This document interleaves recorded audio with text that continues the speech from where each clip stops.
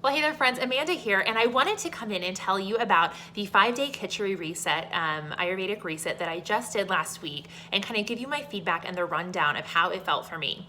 Now, I did this reset, I participated in it through my friend Rachel, who is the chef and owner of a beautiful food truck here in Austin named Kurkuma, and she hosted the reset. It's a Ayurvedic focused food truck, and she's an expert in this area, so she kind of prepared it and coached us through this process. And if you would like to participate, I'll link her truck down below. All you have to do is go and sign up for their newsletter, and she'll be hosting the same reset at the beginning of each season, and I highly recommend it. It was a really good experience for me overall.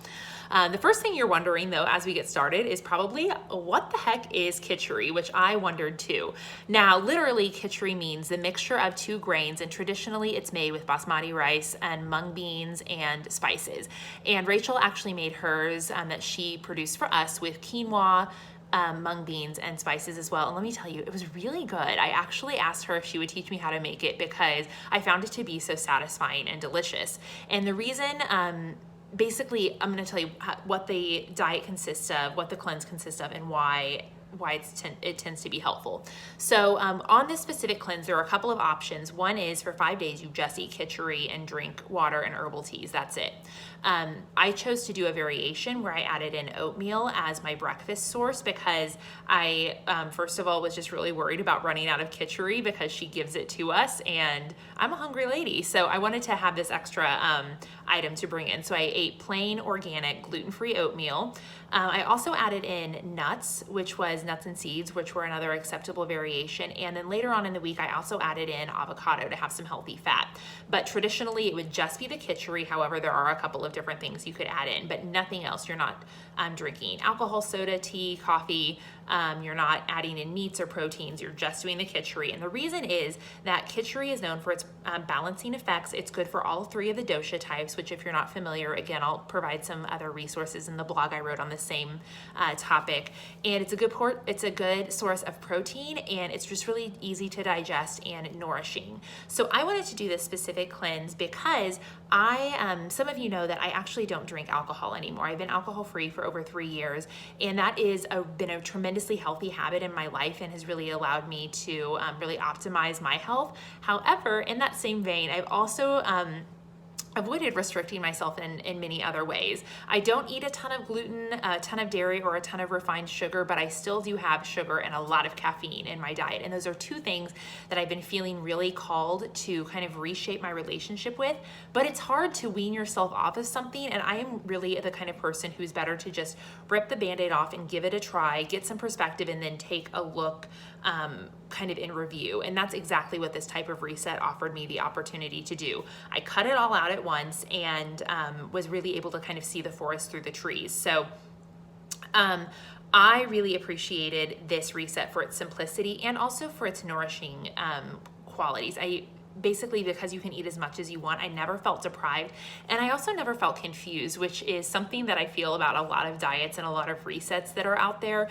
It's like, you can do this, you can't do that, and there's just so much to get to, and honestly, I don't think a lot of those are very healthy or rooted in any sort of science that tells you that it's good for you. There's a lot of risky behaviors out there. This one is rooted in Ayurvedic tradition, so I was really comfortable that it was safe and healthy for me to do. And also, Rachel was just a really great wealth of knowledge in supporting the folks that she was leading through this. So that is the gist of what it was. Let me tell you how it went for me though, because I was really excited, but also really scared because I have had caffeine in my life literally every day for I don't know how long. I drink probably on average 3 cups of coffee, and so it was a little scary for me to try and decide to wean myself or pull that out of my life all of a sudden, not even wean myself off. And let me tell you, the first 2 days were rough. I don't know if it's because I had allergies or because I was detoxing or a combo of everything, but the first 2 days I was really lethargic and really achy. I had headaches, muscle aches.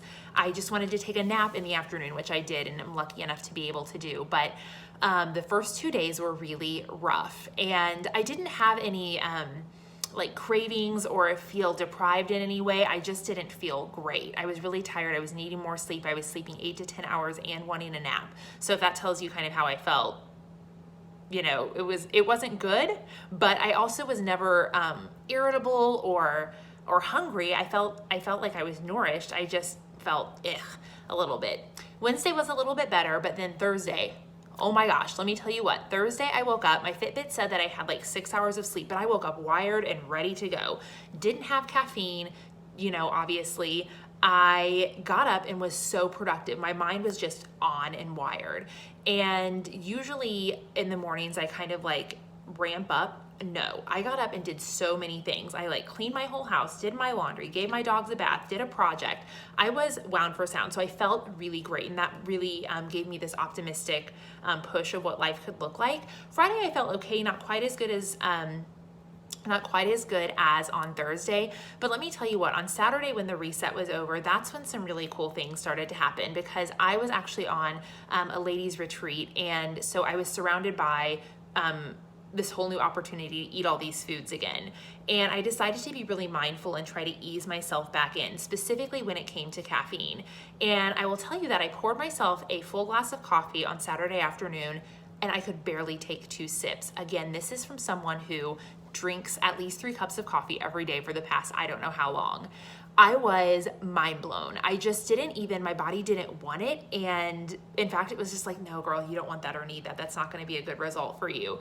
So I'm not sure what that relationship is going to look like moving forward, but wow, it was just so miraculous that I didn't just like go back to like chugging coffee.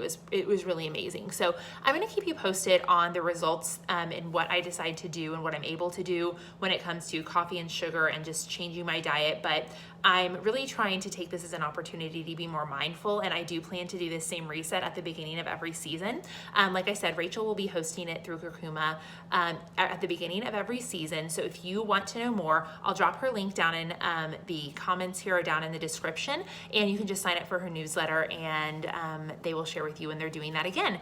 I would really love for you to join me if that is something that you're interested in, or if you have any questions on cleanses or resets, drop them in the comments below, or make sure you visit my blog on the same topic, because I link out to a lot of other expert resources. All right, I hope that was helpful. Bye for now.